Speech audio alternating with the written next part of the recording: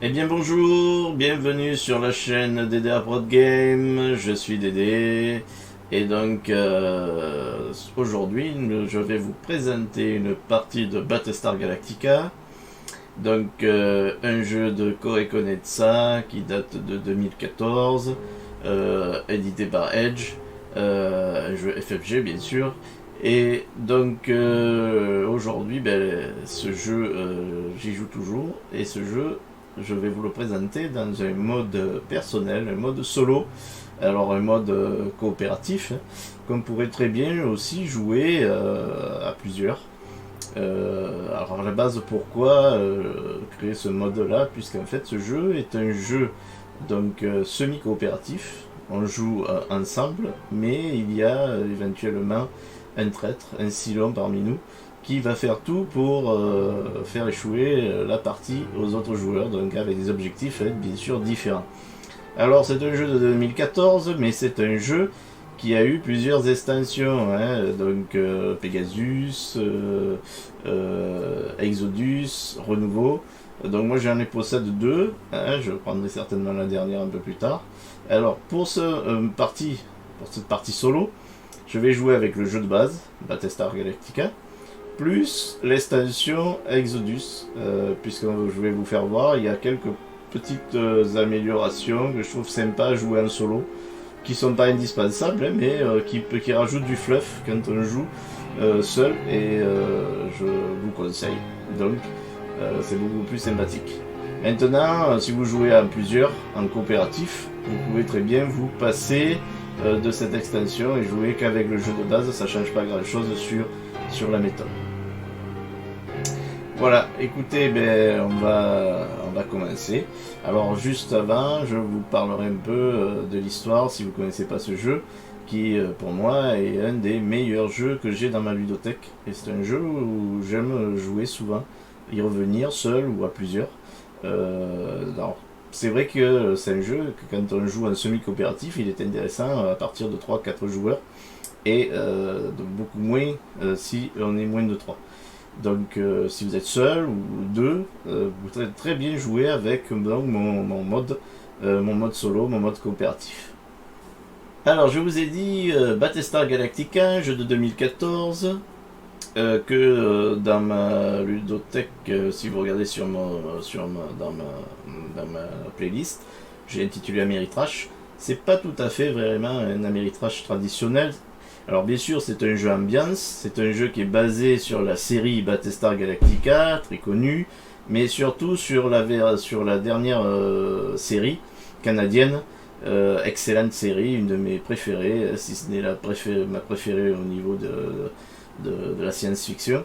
Et donc on va retrouver les personnages de cette série, les scènes, toute l'histoire en fait, hein, les différentes, le jeu de base plus les extensions retracent les différentes saisons de cette série, cette excellente série canadienne vidéo. Et alors, vous allez me dire, mais est-ce qu'on est obligé de connaître l'histoire pour connaître jouer au jeu? Pas du tout, bien sûr, c'est mieux quand on connaît la série. Donc, si vous voulez jouer à ce jeu et que je vous conseille de voir la série avant ou après. Mais en tout cas, c'est un point fort, hein, c'est un jeu d'ambiance.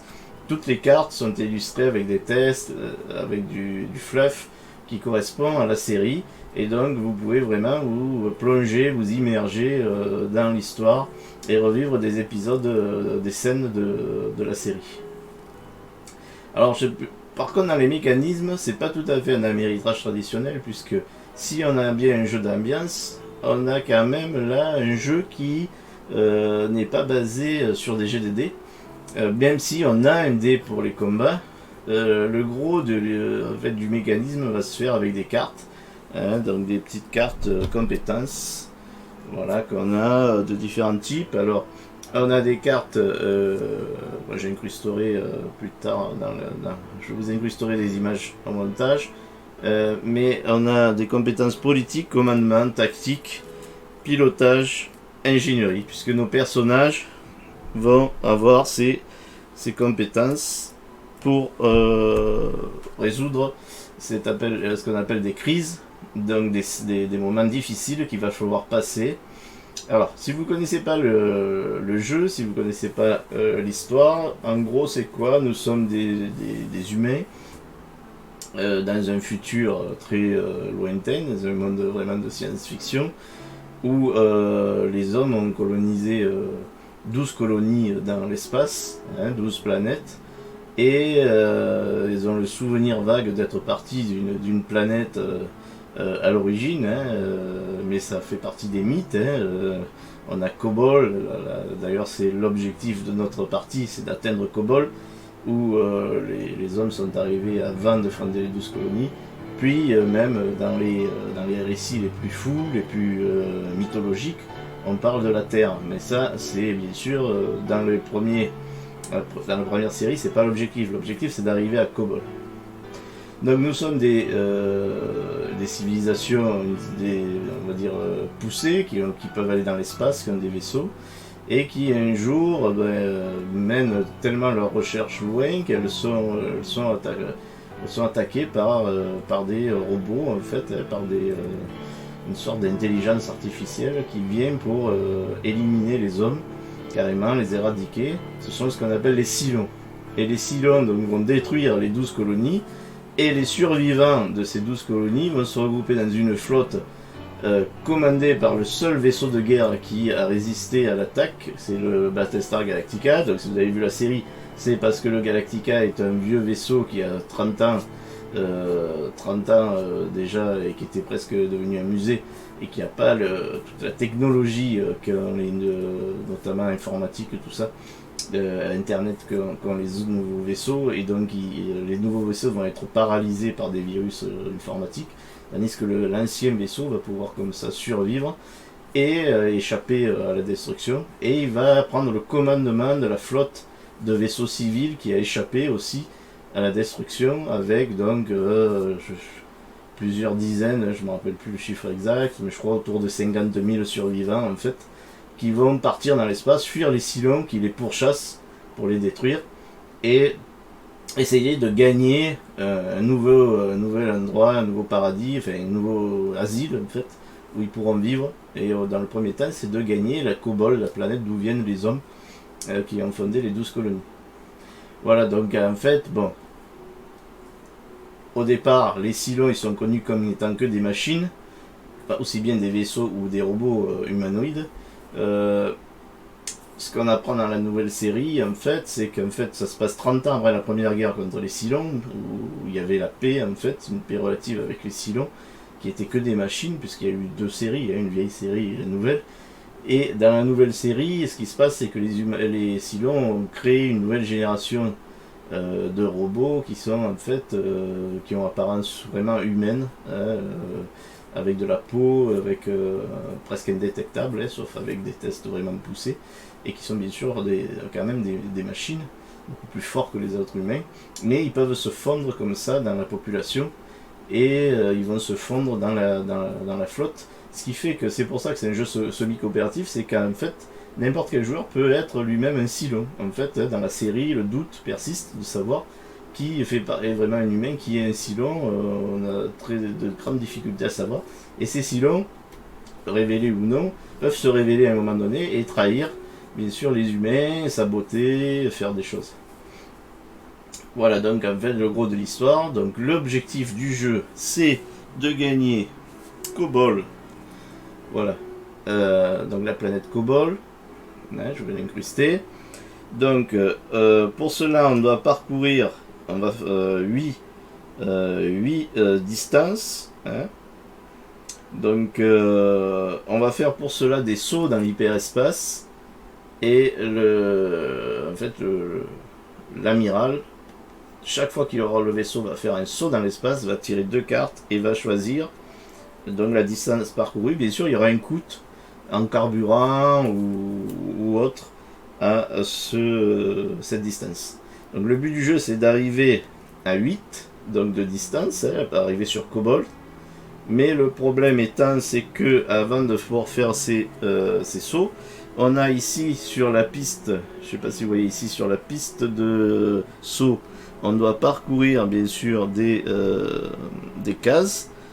Ces cases, on les a sur les cartes crises qui sont ici, où parfois on va pouvoir avoir le petit signe, le petit soleil en bas qui nous permet de voir que on pourra faire un saut, et sinon on ne pourra pas.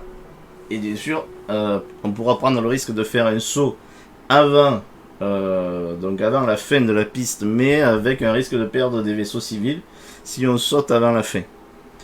Alors bien sûr ça va nous donner un nombre de tours où entre on aura des crises à résoudre.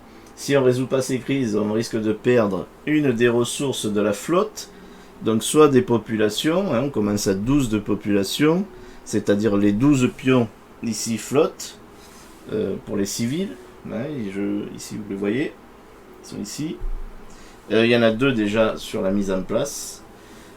On a le moral qui est à 10, les rations, la nourriture qui est à 8 de départ, et le carburant qui est à 8. Bien sûr, ces chiffres, c'est les chiffres de départ.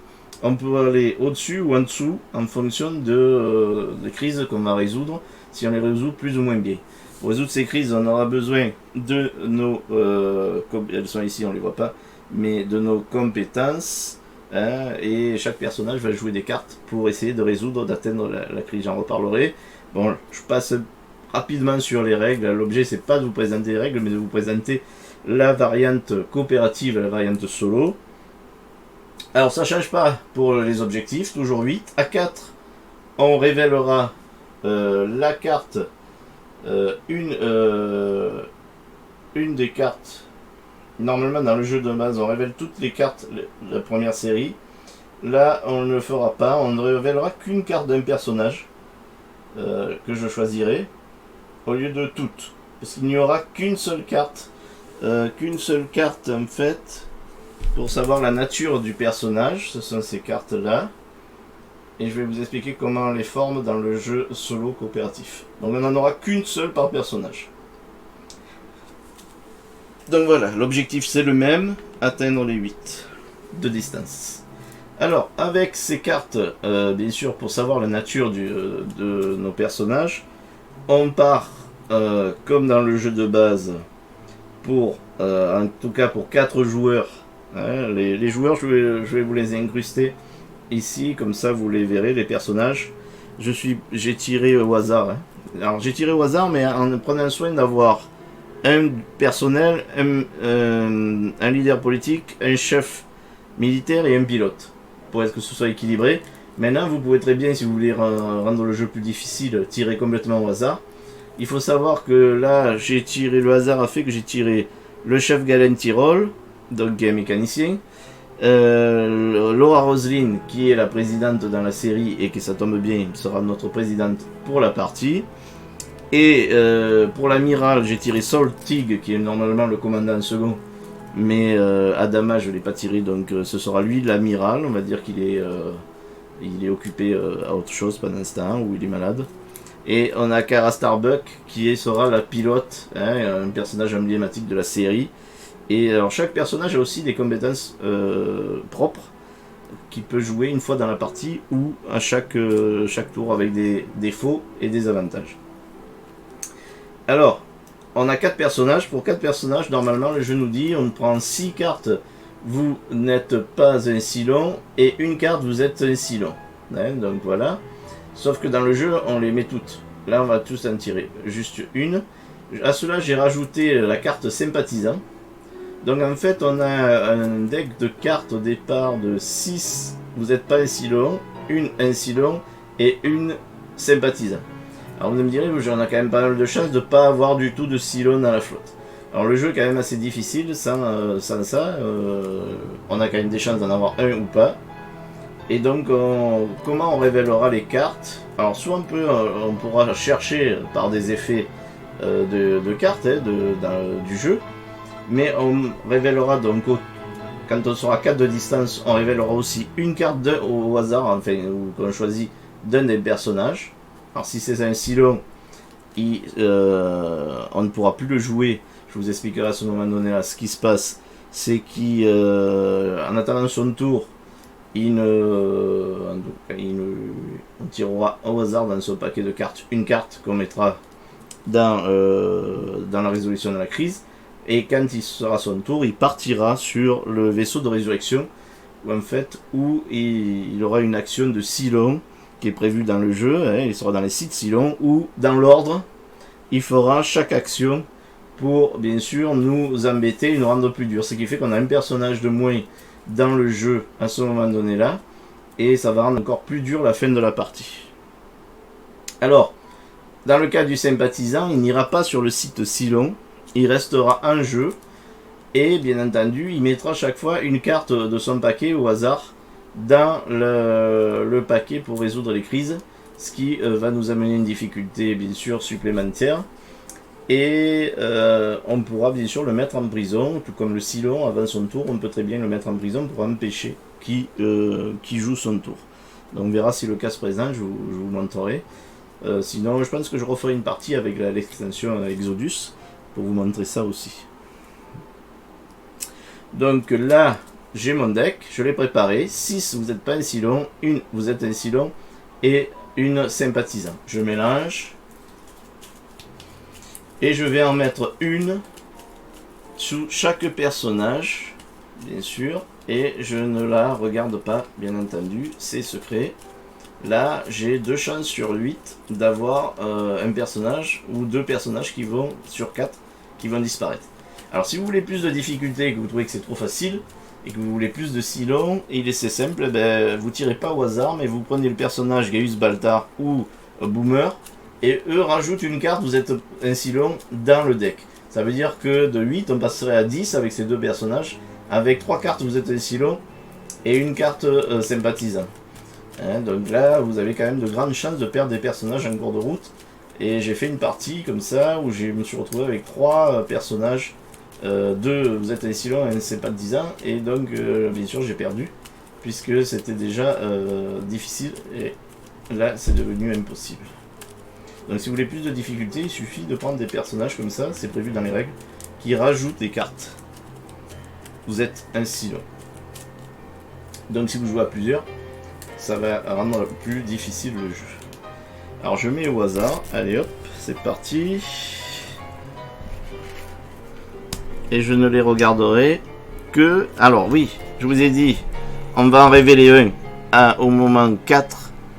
Donc à la 4 de distance à mi-parcours au hasard. Et pour les autres, vous allez me dire, oui mais les autres alors on les verra jamais. Non, il y a une autre règle donc, de mon mode solo coopératif, c'est que chaque fois qu'une ressource va aller dans le rouge, ici, donc si une ressource par exemple ration passe dans le rouge, c'est-à-dire qu'on est en difficulté, eh ben on va révéler une carte d'un des personnages au hasard, enfin qu'on choisit plutôt, parce qu'éventuellement on pourra peut-être connaître parfois, avoir accès par certaines cartes au pouvoir, savoir un peu ce qu'est le personnage. Donc on va choisir un personnage et on va le révéler. Et donc on a une chance là, bien sûr, de perdre un personnage avant la fin. Donc ça va, ce qui va accroître notre difficulté. Alors je vous ai mis 2 caméras pour dans les 2 sens le vaisseau. Ici, je vais jouer avec une partie de l'extension Exodus, mais là aussi sur un mode perso. C'est-à-dire que je rajoute le plateau ici de Bazestar de Cylon. C'est-à-dire que la flotte Cylon sera positionnée ici et elle viendra chaque fois elle viendra se mettre dans les zones du vaisseau. Et quand le vaisseau fera un saut, les vaisseaux Cylon repartiront sur la zone ici. Ce qui renforce la difficulté du jeu. J'ai gardé la mise en place ici du départ avec déjà un Bazestar plus 3 vaisseaux, 3 chasseurs Cylon. Et donc 2, on les voit ici à l'arrière, 2 vaisseaux civils qu'on ne connaît pas, on ne sait pas combien il y a de population, ce qu'il y a. Il faudra bien sûr faire une action pour le savoir. 2 Viper, nos chasseurs à nous, qui sont ici vides, mais de personnages en tout cas qu'on contrôle. Alors ça, c'est une nouveauté, on peut s'en passer, on joue avec les cartes, dans ce cas-là, les cartes stratégiques Cylon, qu'on rajoute dans le deck ici d'événements. Là je les ai enlevés pour ce mode solo coopératif, puisque je joue avec le plateau ici donc d'Exodus. Et je prends la règle d'Exodus qui fait que les vaisseaux civils qui sont placés sur le plateau, même après un bond, doivent rester. Chaque fois qu'on va rajouter, bien sûr ici on a une piste de saut, enfin d'apparition des vaisseaux Cylons.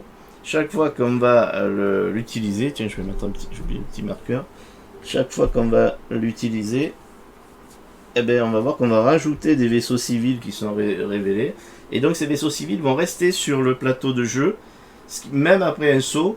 Ce qui fait, ça c'est différent par rapport aux règles de base, puisque les règles de base, quand on fait un saut, tout était enlevé, et on les remettait qu'après. Tandis que là, la difficulté, c'est qu'ils vont rester.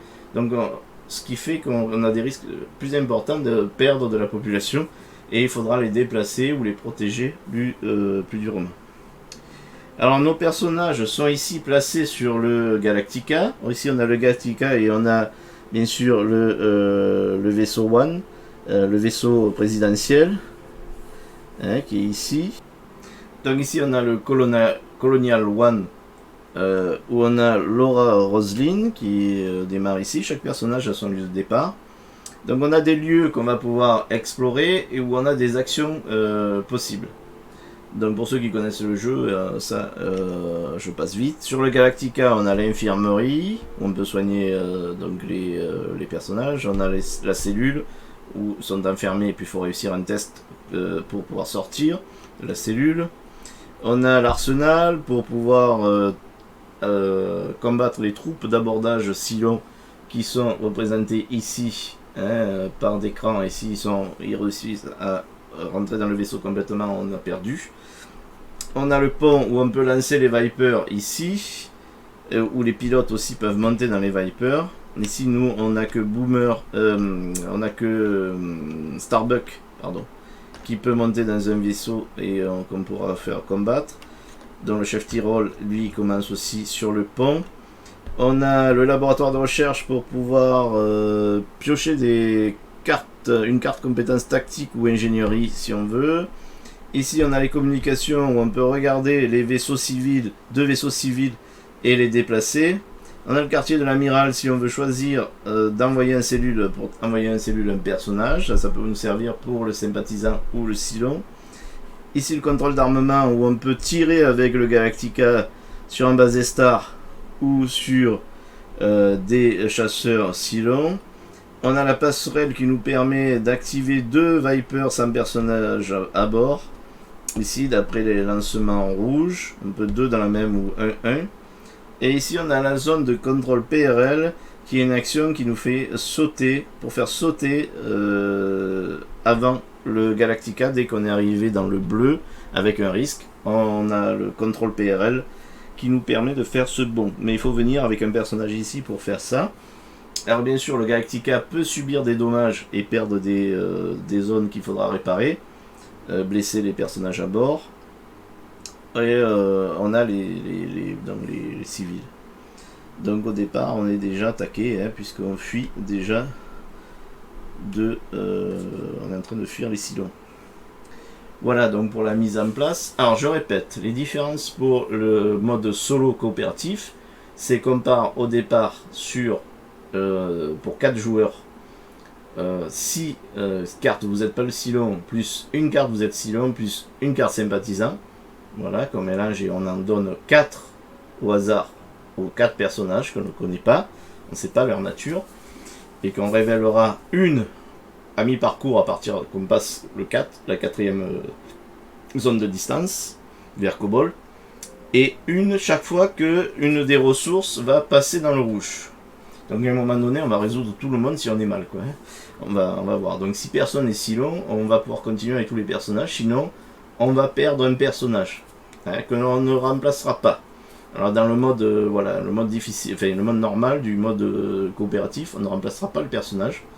On peut dire que c'est un mode difficile même. Si vous voulez jouer sur un mode plus facile, vous pouvez reprendre un nouveau personnage. Alors que on a un Cylon par exemple déjà dans le jeu, vous jouez avec, vous rajoutez un personnage Et dans ce cas-là, vous tirez parmi les cartes qui restaient, puisqu'on en avait 6, 7, 8, on en avait 8, on en a encore 4. Donc vous pouvez garder dans les 4 qui vous restent de cartes, vous placez une carte pour le nouveau personnage. Alors là, c'est un mode plus facile. Mais là, moi, je vais jouer dans un mode plus difficile où je ne remplacerai pas le personnage parmi les 4 qui sera Silon ou sympathisant. Ensuite, ce que je prends du mode Exodus, qui vous n'êtes pas obligé d'y jouer, ça marche très bien, le mode coopératif solo sans. Vous rajoutez juste les cartes qui sont stratégiques d'apparition des flottes Silon dans le paquet des événements, ici. Dans celui-là. Voilà.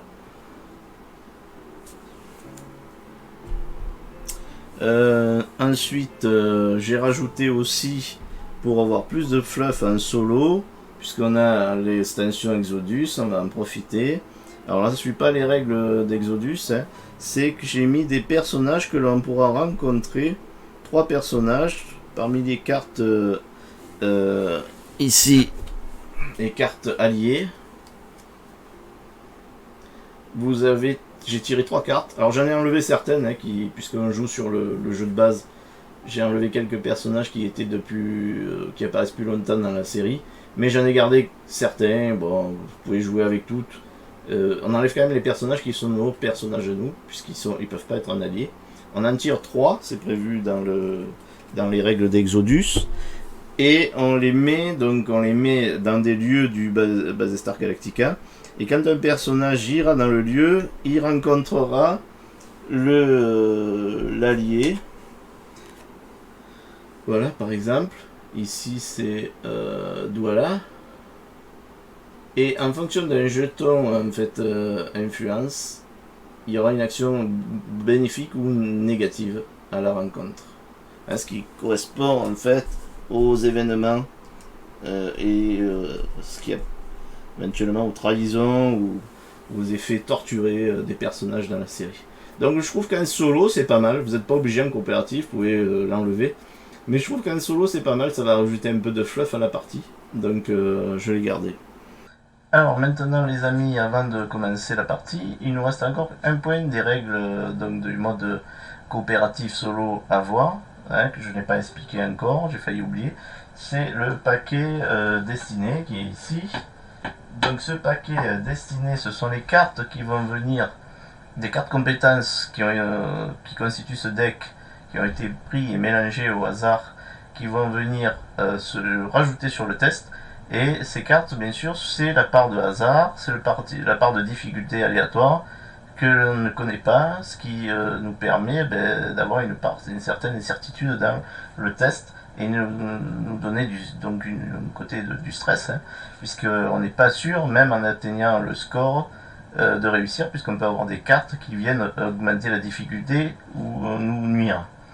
Donc ce qui vient remplacer, en fait, dans une partie traditionnelle semi-coopérative, on peut avoir des joueurs qui savent qu'ils sont des Silons ou qui sont des sympathisants et qui peuvent jouer contre nous dans les tests, puisque là c'est secret quand on rajoute les cartes. Donc on garde ce côté secret, sauf que là nous c'est en solo ou en coopératif, en solo on connaît toutes les cartes, on va jouer toutes les cartes, donc c'est facile, on sait ce qu'on a et ce qu'on va mettre. Mais en coopératif, donc là il faudra faire une différence. On peut se parler, on peut dire qu'on en a, on a des cartes, mais par contre on ne doit pas montrer quand même chacun son deck.